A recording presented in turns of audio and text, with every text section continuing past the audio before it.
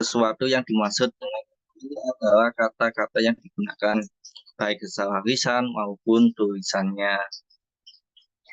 Nah, jenis-jenis tafsir lughawi atau sastra dan metodenya yang digunakan. Satu, tafsir lughawi yang murni atau lebih banyak membahas hal-hal terkait dengan aspek bahasa saja. Dua, tafsir lughawi yang pembahasannya campur baur dengan pembahasan lain seperti hukum, teologi, dan sejenisnya. Jenis-jenis tafsir lughawi atau sastra. Satu, tafsir nahwu atau i'rab Al-Quran, yaitu tafsir yang hanya fokus membahas i'rab kedudukan setiap lafal Al-Quran. Dua, setiap tafsir sharaf atau morfologi, yaitu tafsir lughawi yang fokus membahas aspek makna kata, istiqo, dan korelasi antar kata. Tiga, tafsir munasabah, yaitu tafsir yang lebih menekankan pada aspek korelasi antara ayat atau surat. Empat, tafsir amsal atau alegori, yaitu yang cenderung mengekspos perumpamaan-perumpamaan dan majas dalam Al-Quran. Lima, tafsir balaghah. Keistimewaan tafsir bergerak sastra. Satu, pengungkapan keindahan bahasa Al-Quran. Dua, pendekatan estetik.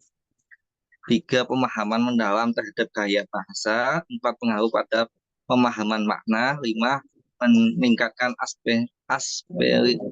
apresiasi terhadap Al-Quran.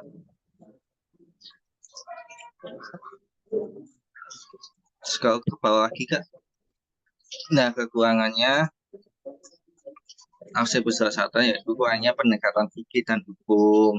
Dua, penafsiran yang subjektif. Tiga, tidak terlalu sesuai untuk ayat-ayat hukum. Berisiko mengabaikan konteks sejarah. Lima, minim penekanan pada makna teologis. Enam, tidak mudah dipahami untuk semua. Bahwa Kak, pembahasan tiga yaitu contoh kitab tafsir sastra. Contoh kitab tafsir besar sastra itu tafsir Mas Hawi oleh Sof Hawiwa'ah Birawi. Kitab ini dikenal karena pendekatan sastra yang mendalam menggunakan bahasa kaya dan puisi untuk menjelaskan makna ayat-ayat Quran. Tafsir Al-Baidawi atau Bandawi, meskipun tidak sepenuhnya berjelas sastra, tafsir ini menggabungkan elemen-elemen sastra dalam penjelasannya yang melibatkan aspek retoris dan linguistik. Tiga, tafsir Al-Kabir oleh Fahan bin Al-Wasi. Kitab ini menggunakan pendekatan sastra yang kompleks dan menjelaskan makna dan konteks ayat-ayat Al-Quran.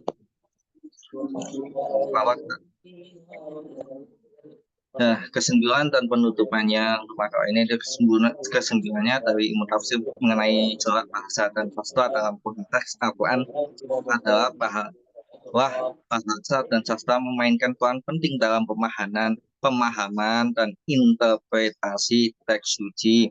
Dalam tafsir, bahasa Al-Quran tidak hanya dipahami dari segi makna literasi, tetapi juga dari segi keindahan sastra, gaya bahasa, dan konteks historis serta kultural yang melatar belakangi corak bahasa sastra Al-Quran seperti penggunaan metafora, retorika, dan gaya puisi, membantu menyampaikan pesan dan makna mendalam serta memberikan wawasan lebih luas tentang ajaran dan nilai-nilai dalam teks tersebut.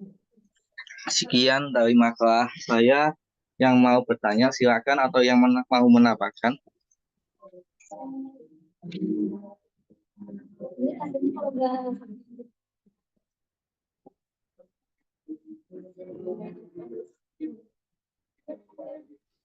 Izin bertanya, Kak. Ya, silakan, Kak. Tentang tafsir yang bercorak sastra, mungkin bisa contohkan atau dijelaskan kembali mungkinnya satu tapi detail tentang tafsirnya di kitab apa dan contohnya seperti apa. Jadi biar ada gambaran sedikit itu bagi kami yang masih mendalami. Terima kasih Kak atas jawabannya. Ya, terima kasih pertanyaannya. Saya jawab dahulu ya, Kak. Bentar. Contohnya, berarti contoh teksnya ya, Kak? Iya betul, berarti sehingga kenapa dinamakan tafsir bercorak sastra dan alasan gitu loh. Maksudnya alasan dari ayat tersebut dinamakan sastra kenapa gitu. Yang saya ketahui, setiap bait-bait akhwat itu mengandung sastra gitu, Kak. Jadi ini seperti kata Bismillahirrahmanirrahim gitu ya. Kata Bismillah itu mengandung kesadaran spiritual manusia seakan-akan saat Bismillah itu kesadaran spiritual manusia seakan-akan lautan makna terbentang di balik lafal yang singkat ini setiap dulu. Jadi kalau dalam kata Bismillah, dalam pesan bahwa setiap awal tindakan ini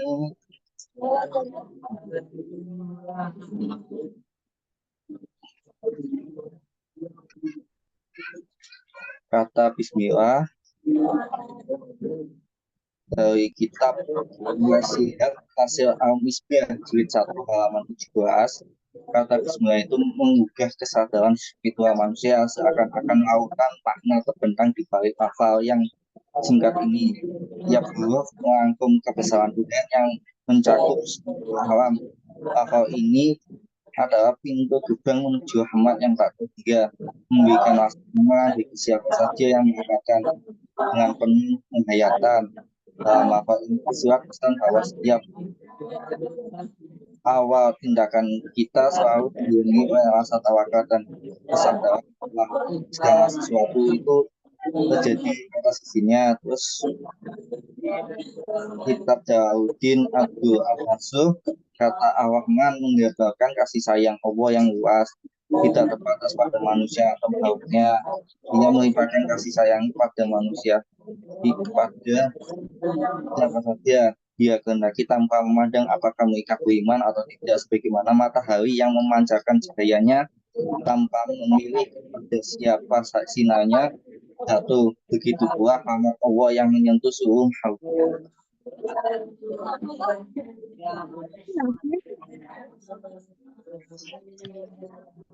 Menurut saya itu jika setiap kalimat-kalimat Quran itu mengandung prestasi.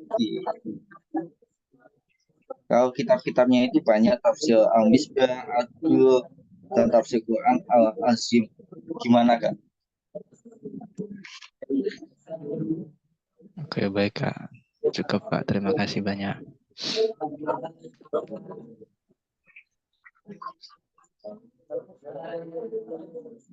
Atau yang mau menambahkan silakan.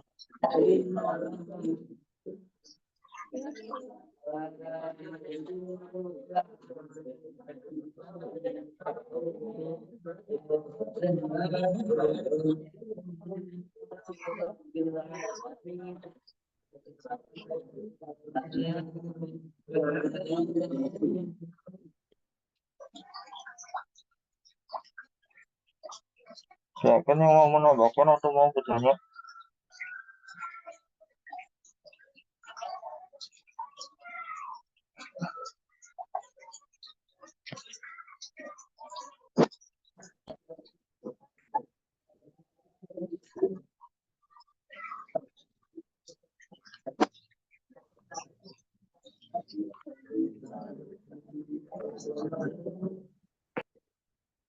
Bagaimana perkembangan tafsir surat sastra dalam sejarah Islam?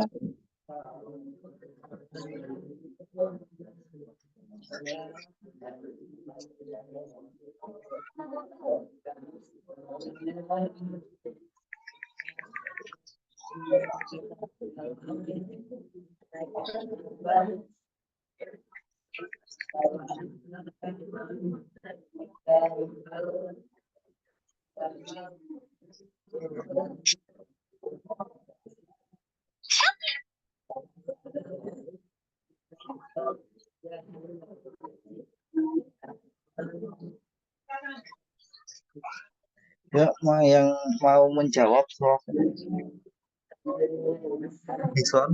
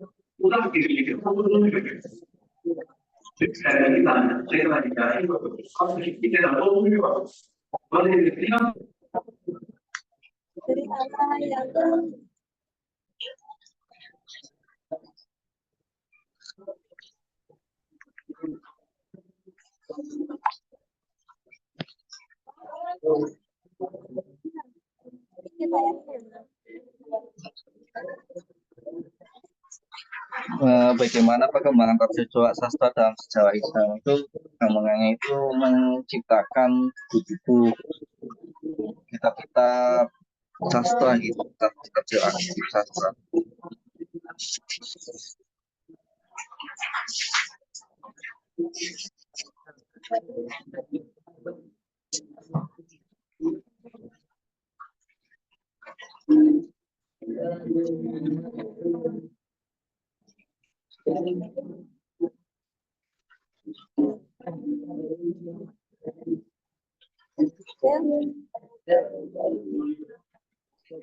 Dan menciptakan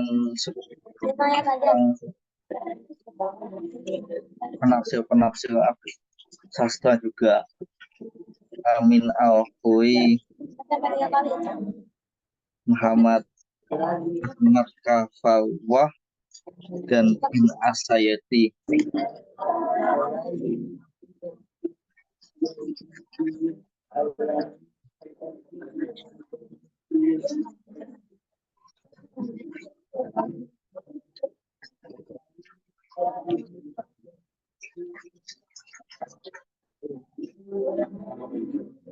Monggo yang mau menambahkan.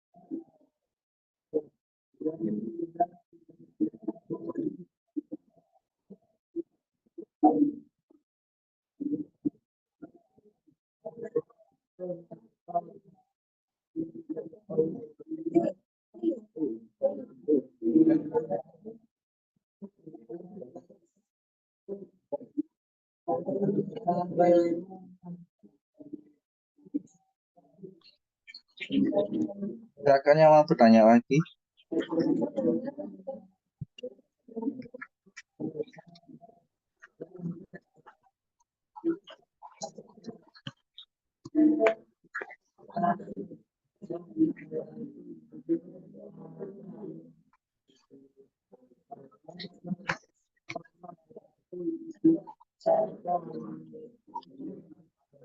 Untuk Ustadz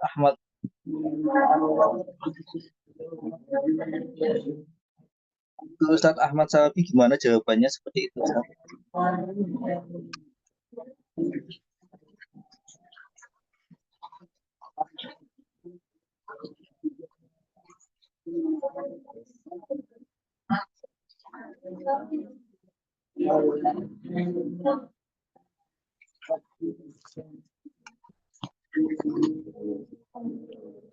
Ini disambung dari ayat pertama lagi ya. Soalnya sampai ayat 15. Kalau tidak ada yang bertanya, saya tutup sekian gimana?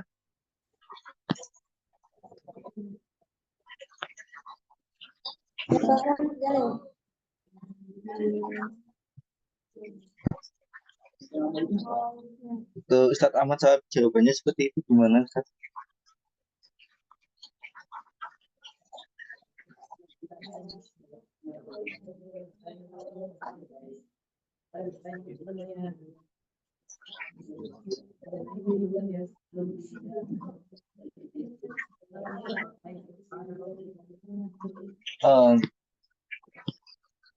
Tidak ada yang bertanya. Sekian.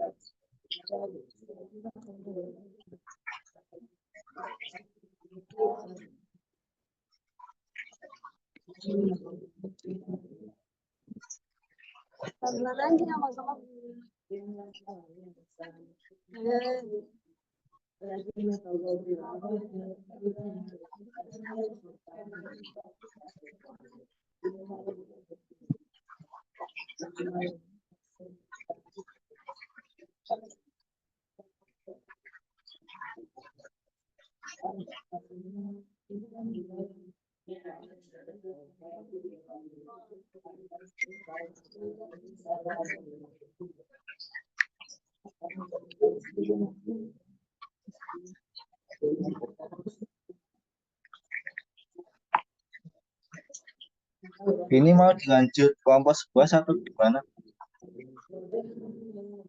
Oh.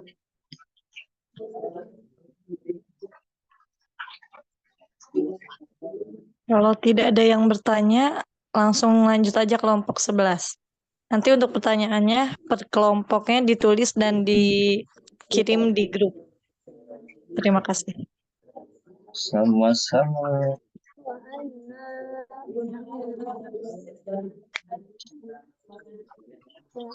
Itu kan Bang nggak pernah suruh jualan pegang kelas juga.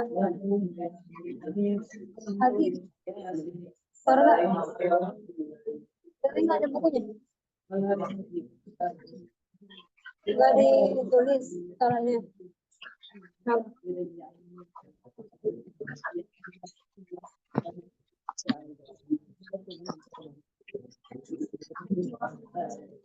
Ini ngomong kamu.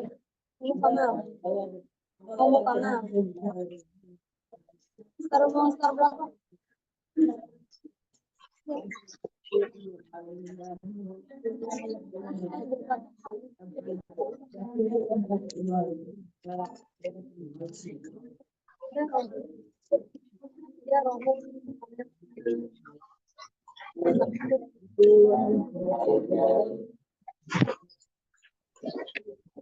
Kan mereka rohum nggak banyak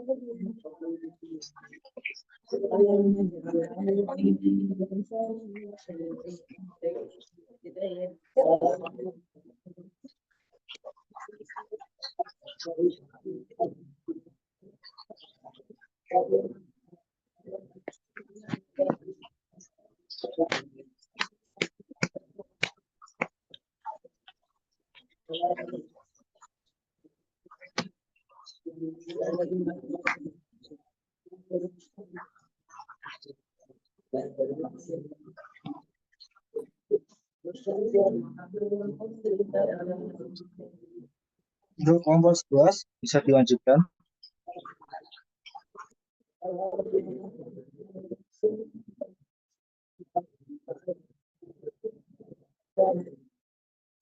Sudah selesai ya? Kelompok 11 siapa ya? Saya, Kak. Oh iya Kak, sampai lanjutkan. Bentar ya.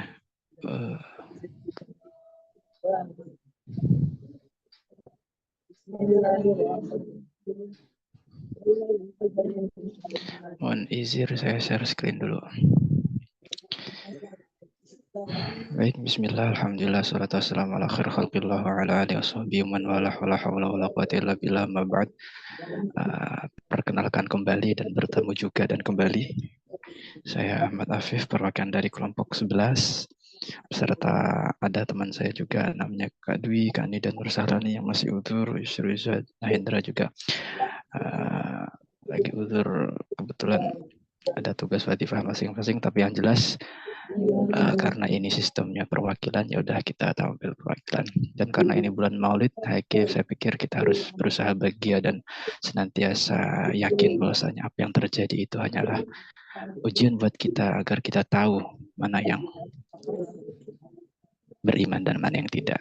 Tapi ala kulli hal, yang ingin saya sampaikan di sini bukan berkaitan dengan iman, tapi itu adalah berkaitan penafsiran. Itu judul yang kami sampaikan di sini adalah orientasi penafsiran corak ilmi, corak tafsir bil ilmiah, atau bahasa sederhananya model penafsiran dari beberapa kitab yang berkaitan dengan ilmu pengetahuan. Itu intinya. Selanjutnya, alasan itu pasti ada. Ketika kita kuliah, kita memiliki alasan untuk ikut perkuliahan, entah itu alasan dan latar belakangnya. Yang jelas semua pasti ada alasan. Dan ketika kita tidak memiliki alasan, itulah masalahnya. Sedangkan masalah latar belakang dalam makalah kali ini yaitu adalah perkembangan ilmu pengetahuan yang semakin pesat, ditambah para peneliti, cendekiawan muslim, bahkan yang non-muslim sekalipun banyak. Akhirnya mereka mengkaji sesuatu yang sangat menarik, khususnya dalam Al-Quran. Sehingga muncullah corak penafsiran ini yang memiliki tantangan bagi intelektual di era modern. Kenapa? Karena di era sekarang pengetahuan sangatlah mudah diakses, bahkan anak kecil yang baru lahir pun mungkin bisa mengaksesnya melalui telepon genggam atau smartphone atau bahasanya gadget dan lain sebagainya di sebagian tempat. Dan yang ingin kami sampaikan sekarang ialah tentang corak penafsiran tafsir bil ilmi. Tadi sudah disampaikan sama makalah sebelumnya tentang tafsir tentang sastra ya. Sekarang kami beralih ke tafsir yang bil ilmi. Tafsir bil ilmi ialah tafsir yang bercorak sesuai dengan namanya, itu berkaitan dengan ilmu pengetahuan. Ya. Tafsir ini mengaitkan ayat-ayat Al-Quran dengan pengetahuan ilmiah yang kontemporer atau bisa dibilang yang news atau yang baru. Pendekatan tafsir ini menunjukkan dan bertujuan bahwa Al-Quran tidak hanya memiliki nilai spiritual atau bisa dikatakan nilai religi saja, tetapi Al-Quran juga memiliki sesuatu yang sangat unik, bahkan bisa dinalar. Makanya banyak sekali ayat-ayat kauniyah atau ayat-ayat yang bertemakan alam raya semesta ini jadikan contoh bahwasanya ini adalah ayat yang bisa ditafsirkan secara bil ilmi. Itu salah satu contohnya. Selanjutnya, yang namanya suatu produk itu ada keistimewaan. Misal contoh kita pakai HP Oppo atau Samsung, pasti ada keistimewaannya. Misal Samsung RAM-nya enak dan sebagainya. Tapi karena ini berkaitan tafsir, yang ingin saya sampaikan adalah tafsir yang bil ilmi ini menunjukkan bukti bahwasanya Al-Quran itu sangat mukjizat, tidak dari sisi lafalnya saja yang enak diperdengarkan sampai bahasanya diperlombakan, yang sampai sekarang pun masih kita nikmati. Mungkin yang menikmati perlombaan MTQ yang di Samarinda, Kalimantan Timur, yang buktikan bahwasanya Quran enak untuk diperdengarkan. Tapi tidak cuma dari sisi suaranya saja yang enak untuk diperdengarkan, tapi dari sisi makna dan artinya pun sangat-sangat indah. Itu yang dimaksud dalam kemukjizatan Al-Quran. Berarti tidak cuma lafaz, tapi juga maknanya. Itu yang pertama. Yang kedua, meningkatkan relevansi Al-Quran dalam konteks kontemporer. Maksudnya meningkatkan keterkaitan hubungan antara Al-Quran dan zaman yang semakin berubah. Kita tahu dulu orang punya kendaraan motor ya. Motor zaman dulu sudah jauh beda dengan motor zaman sekarang. Motor yang bagus zaman dulu sudah sangat berbeda dengan motor bagus zaman sekarang. Namun Al-Quran dari dulu sampai sekarang gak pernah ada malaikat Jibril turun, wahai manusia ini diralat ya, ini direvisi, ini diupdate, gak pernah ada ya. Itu yang kita alami dan kita yakin itu gak akan pernah ada sampai hari kiamat, kurang 1 hari pun tetap gak ada. Tapi yang jelas Ini menunjukkan bahwasanya Al-Quran itu solihun likulli zaman, patut dan cocok digunakan di zaman apapun. Itu poin yang kedua dari keistimewaan Al-Quran. Uniknya seperti itu. Yang ketiga adalah karena uniknya Al-Quran tadi menjadikan orang yang memiliki pengetahuan yang kuat, kemampuan berpikir yang kuat, analisis yang cerdas, itu mendorong untuk membahas pengetahuan dan ilmu agama, pengetahuan dan agama. Makanya beberapa waktu lalu sempat ada viral tentang diskusi tentang Al-Quran, apakah itu kalamullah dan tidak ya. Tapi yang jelas bagi kalangan akademisi tentunya harus kita nikmati, jangan sampai kita hanya bisa menyampaikan Al-Quran dari sisi indahnya saja, tapi juga harus belajar sedikit demi sedikit untuk menyampaikan Quran itu dari sisi ilmiahnya ada. Itu yang nomor 3. Yang nomor 4 adalah memberikan komentar baru. Ya, komentar perspektif itu komentar baru dalam penafsiran. Karena nanti dalam penafsiran ada yang tafsir birriwayat. Misal kalau tafsir birriwayat itu wa'iddu lahum mastata'tum min quwwati wa min ribatil khail kan. Maksudnya di zaman dulu itu Nabi selalu mempersiapkan kekuatan. Kekuatan itu sebagian makna sahabat ditafsiri dengan mempersiapkan panah dan lain sebagainya, karena zaman dulu memusuhi orang kafir dengan panah dan senjata. Tapi dalam zaman sekarang tentunya panah bukan saja relevan di zaman sekarang, tapi seharusnya kita lebih naikkan lagi level adalah kemampuan berpikir kita, kemampuan membedakan mana yang baik dan buruk, mana yang pas untuk disampaikan kepada umat, sehingga mereka, para umat kita tidak kebingungan dalam membaca dan memahami Al-Quran. Itu perspektif yang harus kita pahami dalam tafsir bil ilm. Jadi bukan merubah Al-Quran, tapi menelurkan ide-ide baru yang merupakan makna dari Al-Quran. Tapi harus sesuai dengan kapasitasnya masing-masing ya, yang harus kita tekankan. Makanya saya pernah mendapatkan keterangan kalau Al-Quran dibaca oleh orang faham yang fikih, maka lahirlah hukum-hukum fikih yang baru. Kalau Quran dibaca oleh ulama yang berbidang dalam kedokteran, maka lahirlah ilmu-ilmu kedokteran yang baru. Berarti siapapun yang mendalami Al-Quran dengan ilmu yang cukup dan mendapat ridho dari Allah, maka akan timbul ilmu-ilmu yang baru, dan itu sangat dibutuhkan di zaman yang serba canggih ini. Makanya seperti kemarin yang ingin saya sampaikan itu adalah seperti ada ilmu neurologi yang mungkin pernah dengar dari yang disampaikan dari Dr. Aisyah Dahlan, itu pernah menyampaikan ini diambil dari ayat kul kullu ya'malu ala syakilati, dan ternyata manusia dibagi 4 otaknya, dan itu sumbernya dari 4 salah satu sahabat, ada Umar, Utsman, Ali, dan Abu Bakar. Tapi bukan ini pembahasan inti, tapi maksudnya adalah ada ilmu-ilmu yang selalu ada dan terus berkembang di setiap zaman.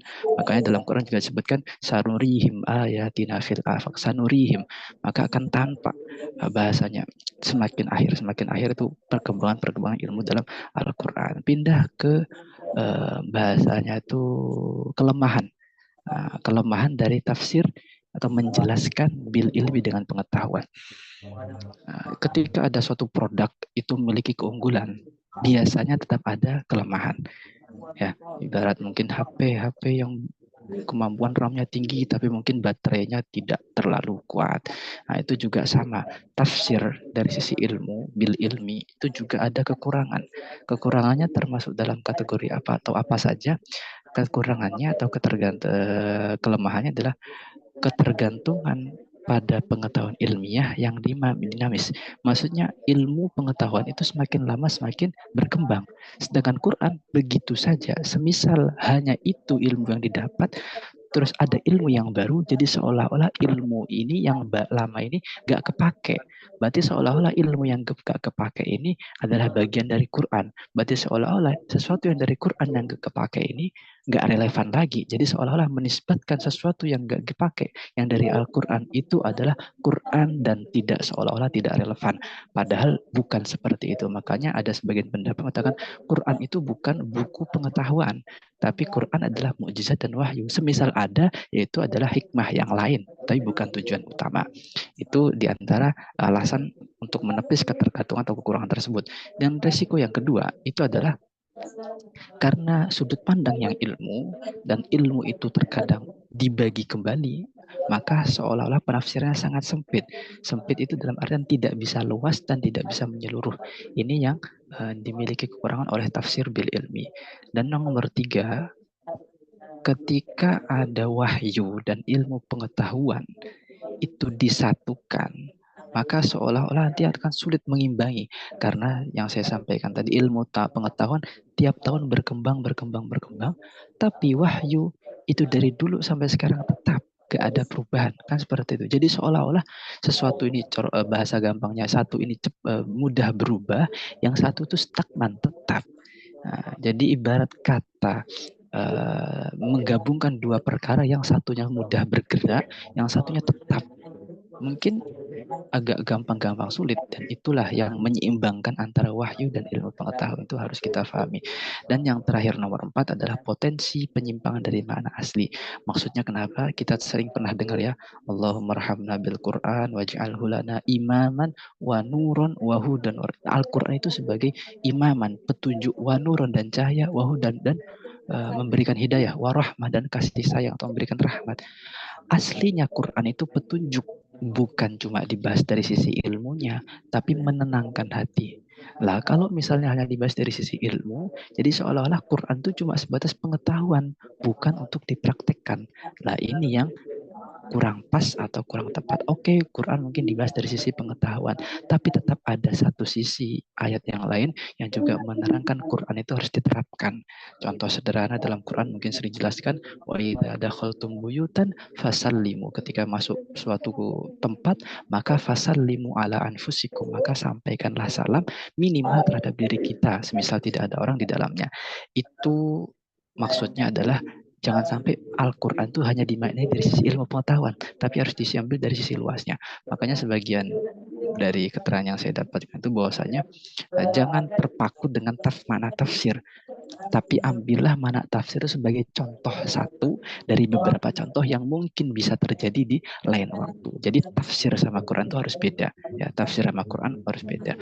Ini yang harus kita pahami. Selanjutnya, kami tidak mencantumkan contoh yang detail, tapi kami hanya mencantumkan beberapa kitab yang mungkin mencakup pada tafsir bil ilmi, yaitu ada tafsir kabir atau tafsir mafatihul ghaib karangan Fakhruddin Ar-Razi. Kitabnya itu sangat panjang atau tebal sekali, berjilid-jilid ya, tapi nanti di sana sebenarnya juga sudah diringkas oleh Imam Nawawi Al-Bantani dalam kitab Marahil Labibnya. Jadi kitab tersebut juga mencakup atau mencutik beberapa referensi dari kitab Mafatihul Ghaib sebenarnya, cuma beliau meringkas dan mengambil yang penting-pentingnya saja. Bahkan nanti di ayat 19 itu jelaskan ada bintang-bintang, rasi bintang dan sebagainya, itu juga jelaskan di dalam Quran tafsir Al-Kabir.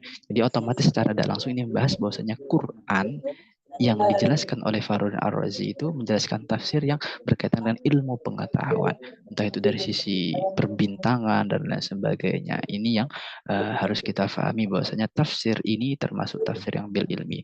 Selanjutnya adalah Al-Jawahir fi Tafsir Quran Karim, tafsir ayat Al-Kauniyah. Yang jelas ya dari namanya saja ayat Al-Kauniyah. Kauniyah berarti mencakup alam, semua alam.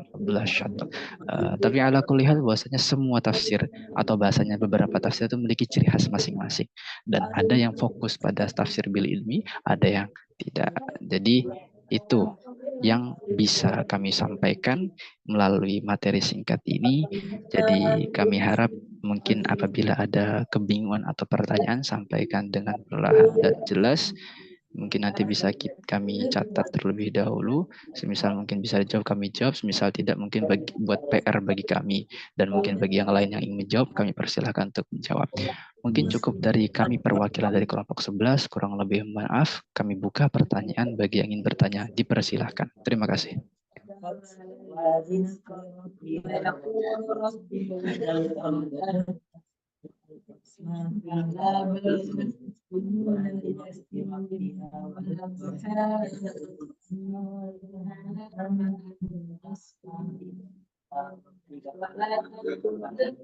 Semisal waktu 5 menit nggak ada yang bertanya, otomatis dianggap paham semua aja ya. Karena waktu siang itu udah menguras tenaga. Silakan yang lain.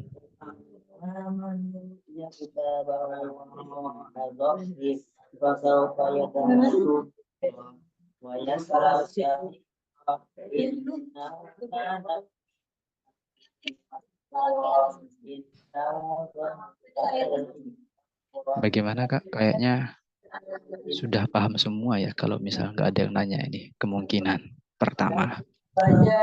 Paling kita tunggu sampai jam 2.50 kali ya. Jam 14.50 kalau misalnya 2 menit lagi kalau tidak ada yang bertanya, kita langsung tutup. Nanti kalau ada yang bertanya lanjut di grup WA grup saja. Dan pertanyaan yang baik. tadi langsung di-share di grup agar Ustaz Nasril menyimak atau ikut menjawab. Terima kasih.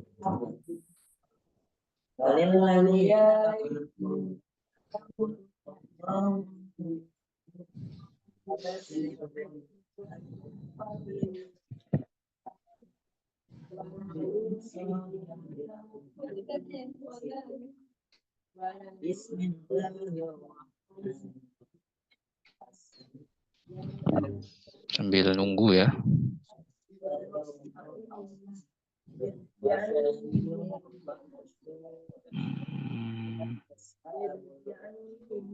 Banyak sebenarnya ayat yang berkaitan dengan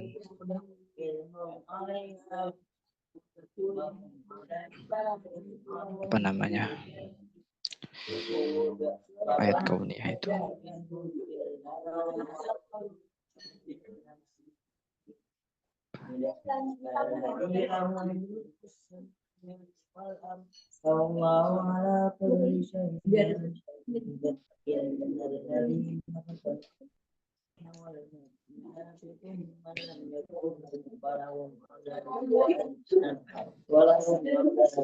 Saya cuma ingin share screen lagi sambil nunggu.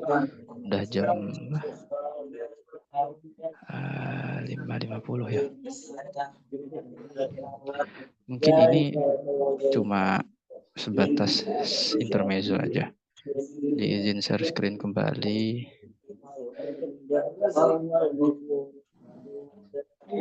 Mungkin kita tahu ya. Nah, di layar udah lihat ya, ada huruf kaf, lam, fa, ya, fa, la, kaf ya. Kenapa tiba-tiba saya membentuk ini? Nanti mohon izin sebentar ya. Jadi di surat Yasin yang udah tahu ya, mungkin mengulangi lagi. Di surat Yasin itu ada ayat yang mungkin bagi para peneliti itu sangat penting. Ya. Hilang.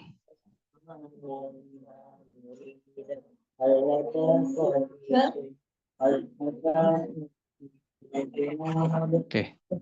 Maaf. Berarti gini. Tadi kelihatannya ayatnya. Kul apa? Lasyamsi yanbaghi laha an tudrikal qamara wa la yusabikun nahar wa kullun fi falaki yasbahun. Yang ingin saya garis bawahi adalah ini contoh tafsir. Tahu nih tafsir bil imam, tapi yang jelas berkaitan ayat kauniyah, berarti otomatis bil ilmi. Di dalam ayat tersebut wa kullun fi falakin, dan kalau bahasa Indonesianya ya. Ini enggak tahu.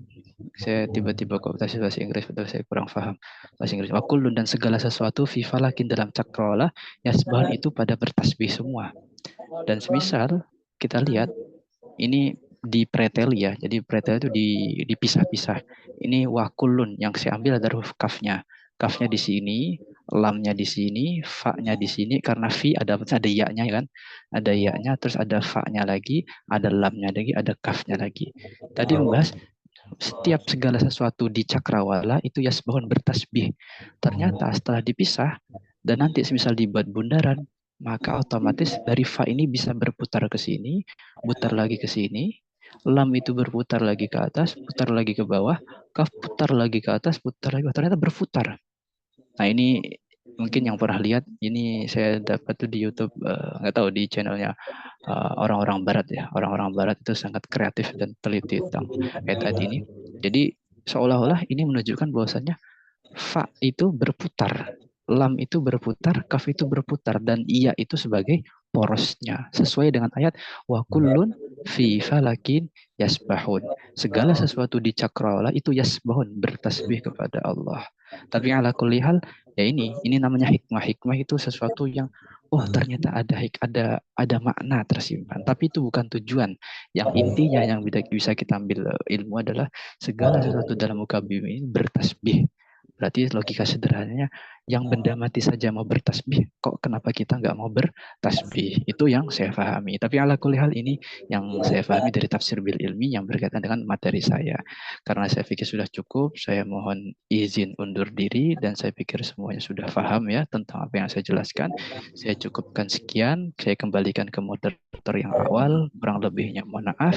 Perwakilan dari kami, semisal ada pertanyaan untuk kelompok kami, kelompok 11 tentang corak penafsiran tafsir ini, silahkan cantumkan di chat dan namanya. Sekian dari kami, kelompok 11. Assalamualaikum warahmatullahi wabarakatuh.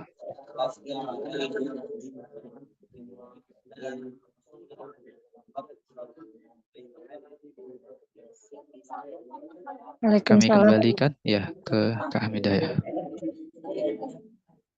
Mohon maaf untuk moderator yang pertama, saya ambil alih. Saya izin untuk menutup presentasi kuliahan hari ini, siang ini. Untuk pertanyaan yang tadi langsung dikirim di WA grup untuk mengingatkan kembali. Karena pesan dari Ustaz Yusril untuk mengirimkan pertanyaan-pertanyaan. Terima kasih. Silakan untuk melanjutkan aktivitas kembali dan sholat asar. Assalamualaikum warahmatullahi wabarakatuh. Salam. Tapi yang kalau nggak ada pertanyaan nggak apa-apa berarti Kak ya? Kalau tidak ada pertanyaan tidak apa-apa.